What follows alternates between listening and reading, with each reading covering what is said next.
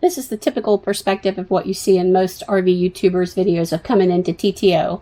Crowded parades. And there's always fun people like Pete West on the Move ready to greet people when you come into the park. But today we're going to show you from an RVer's perspective the opposite view of coming in and how it works to get into TTO.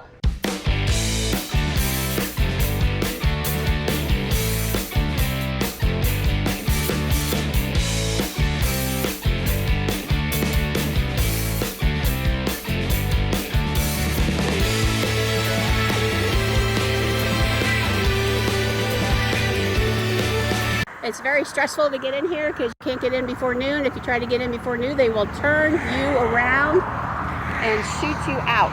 We just left Peace River today, and that guy right there was behind us, so he beat us into the park. It is the week of the RV show, so we had hoped that a lot of people were leaving because they have new sections and old new sections and old new sections and old sections and crappy sections. So, but you can see the line all the way down there. And we only got one coming in behind us, but we were here a week ago and we were number 12 getting in.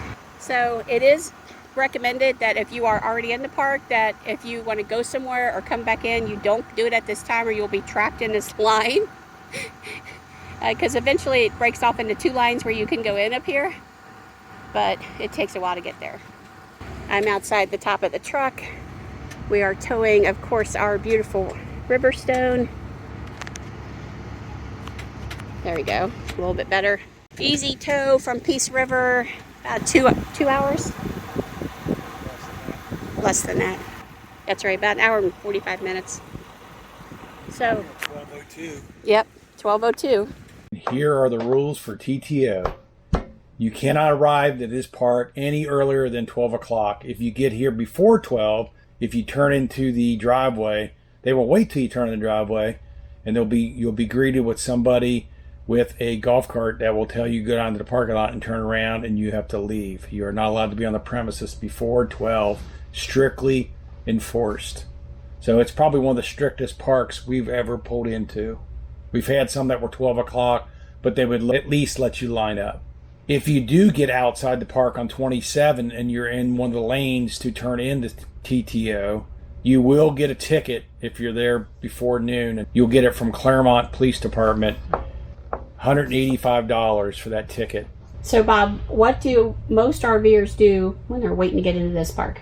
Well, we see people will pull into Publix, which is north of the park, and they'll wait there until they get close to 12 o'clock. South of the park, there is Walmart. People will wait in the Walmart parking lot if there's room to wait in the parking lot. What we do south of that, about 2 miles, there's a medical center, and there's a big loop driveway that is there, and there's no buildings on it yet. It's under construction. It's called Kagan Crossing.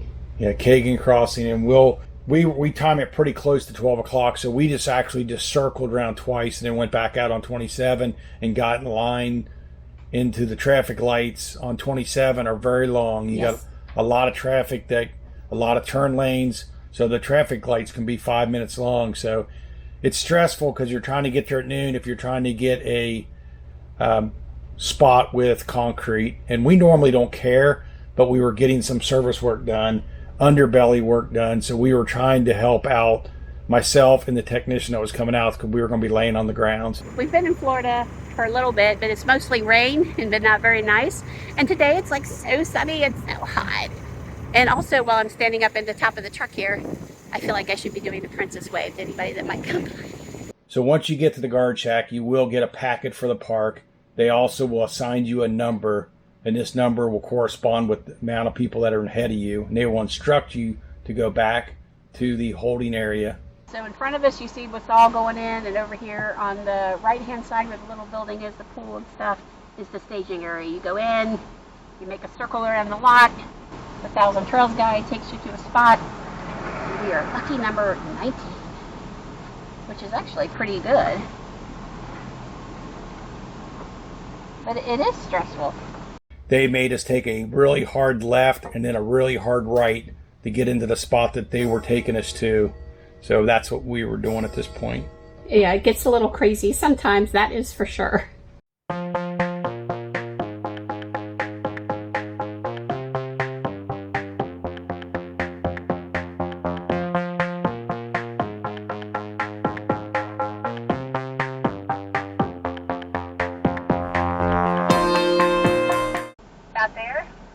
Remember, on the right-hand side, you've got the truck, and then back here, the car is off the driveway.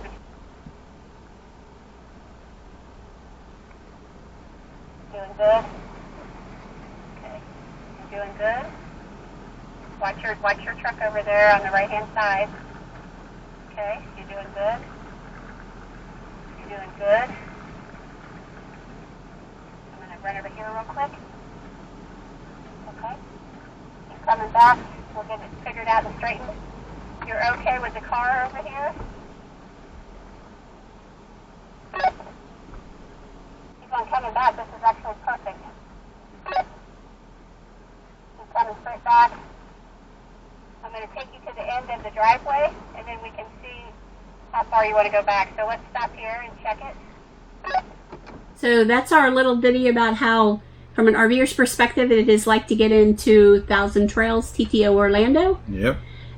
It can be stressful, it can be worrisome, but it's a beautiful park once you're here, and we definitely highly recommend it. It's only stressful if you're trying to get into the new section, and that's why you have to arrive right at 12 o'clock, at least this time of year. Well, we arrived right at 12, but we were still number 19. You got to be maybe the first 5 to get in, because as soon as people pull out, people in the park are allowed to move one time. So they move one time, and of course they're all going to move over there.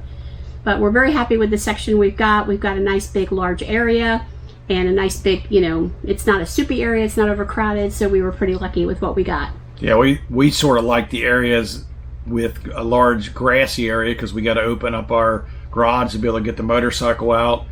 On the new section, you're not allowed on the grass at all. Yeah.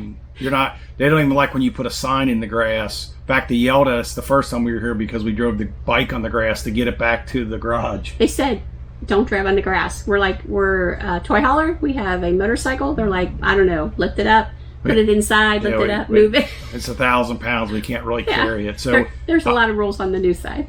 Yeah, that's why I sort of like this older section, just because you got larger areas and you don't have all the rules. I don't like rules.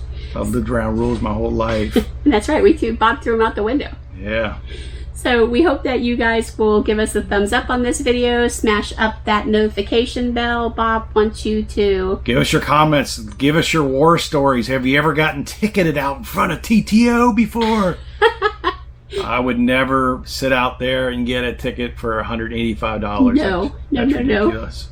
So thank you so much for being on the journey with us and traveling us. Remember, we're HetteshWorld. Come travel in our incredible world. Bye.